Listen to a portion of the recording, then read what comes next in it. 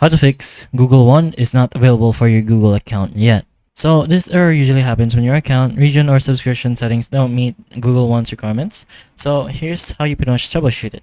So first you gotta check Google One availability in your country. So Google One isn't supported everywhere. So you're gonna have to go there to the Google One availability page and confirm it works in your region.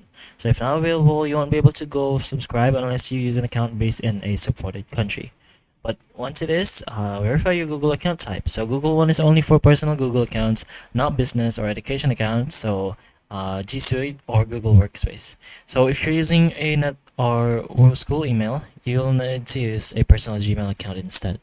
So once you do that, update payment profile country. Go to the payment center in Google. Check if your payment profile country matches your actual location, and if it is wrong, you may need to create a new payment profile with the correct country.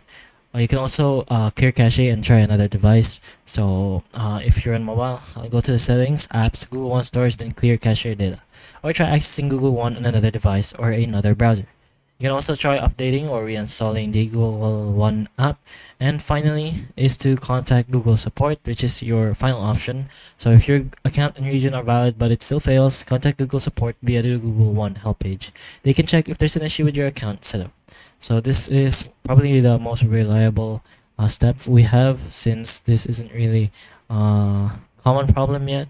But anyways, many users fix this by simply switching from a workspace education account to a personal Gmail account. So that's a little quick tip that you can try. Well, hopefully the information of this video can help you. And if it can, please like and subscribe for more videos like this. And that's all.